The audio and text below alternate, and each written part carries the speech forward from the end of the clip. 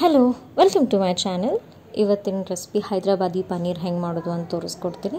ನೋಡ್ಕೊಂಡು ಬರೋಣ ಬರ್ರಿ. ಅದಕ್ಕಿಂತ ಮುಂಚೆ ಯಾರೆಲ್ಲ ವಿಡಿಯೋ ಫಸ್ಟ್ ಟೈಮ್ ನೋಡತ್ತೀರಿ ಪ್ಲೀಸ್ ಲೈಕ್ ಮಾಡಿರಿ, ಸಬ್ಸ್ಕ್ರೈಬ್ ಮಾಡಿರಿ. ಆಮೇಲೆ ನಿಮ್ಮ ಫ್ಯಾಮಿಲಿ ಫ್ರೆಂಡ್ಸಿಗೆಲ್ಲ ಶೇರ್ ಮಾಡ್ಬೋದು.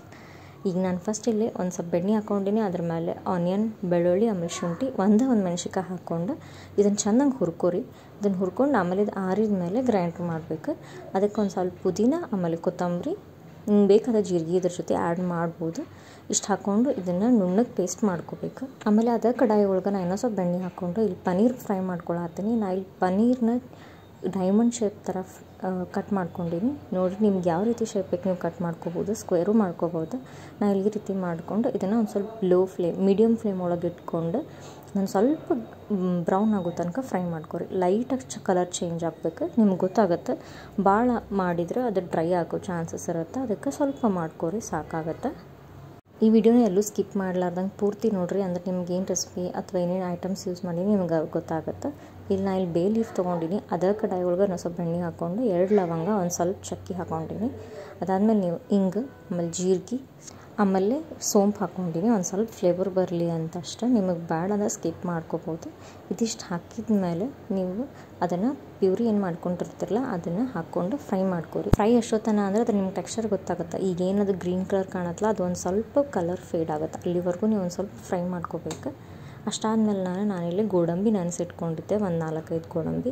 ಅದನ್ನು ಈ ಜಾರಿಗೆ ಹಾಕ್ಕೊಂಡು ನಾನು ರುಬ್ಕೊಳತ್ತೀನಿ. ನೀವು ಬೇಕಂದ್ರೆ ಜಾಸ್ತಿ ಹಾಕ್ಕೋಬೋದು.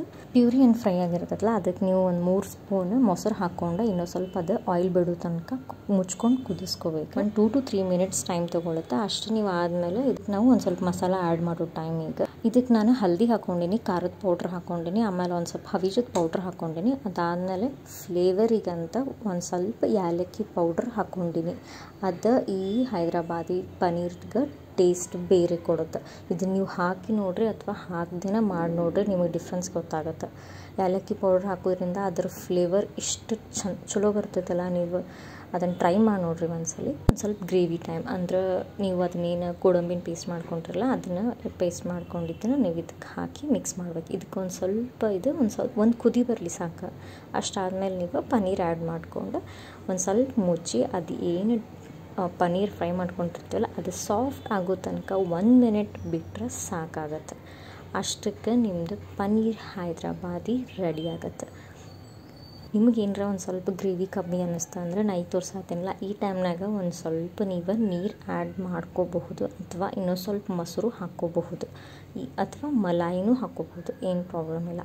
ಇದನ್ನು ಹಾಕ್ಕೊಂಡು ನೀವು ಒಂದು ಸ್ವಲ್ಪ ತಿಕ್ಕ ಗ್ರೇವಿ ಬರುತ್ತೆ ಅಷ್ಟೆ. ಎಲ್ಲ ಕಂಪ್ಲೀಟ್ ಆದಮೇಲೆ ನಿಮಗೆ ಸ್ಮೆಲ್ ಮೇಲೆ ಗೊತ್ತಾಗುತ್ತೆ ಇದು ರೆಡಿ ಆಗೈತಿ ಅಂತ. ಆವಾಗ ನೀವು ಒಂದು ಸ್ವಲ್ಪ ಕಸೂರಿ ಮೇಥಿನ ಮೇಲೆ ಹಿಂಗೆ ಉದುರಿಸ್ಕೊಂಡ್ರೆ ನಿಮ್ಮ ಹೈದ್ರಾಬಾದಿ ಪನ್ನೀರ್ ರೆಡಿ ಆಗಿಬಿಡುತ್ತೆ. ಇದನ್ನು ನೀವು ಚಪಾತಿ, ದೋಸೆ, ಆಮೇಲೆ ಬಟರ್ ನಾನ್ ಇಂಥವು ಅದ್ರ ಜೊತೆ ನೀವು ಶೇರ್ ಮಾಡ್ಕೊಂಡು ತಿನ್ಬೋದು. ಇದು ಸೇಮ್ ಹೋಟ್ಲೊಳಗೆ ಹೆಂಗೆ ಮಾಡಿರ್ತಾರಲ್ಲ ಅದೇ ರೀತಿನ ಟೇಸ್ಟ್ ಬರುತ್ತೆ.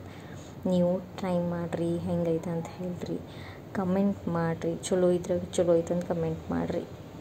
Thank you. See you in the next vlog.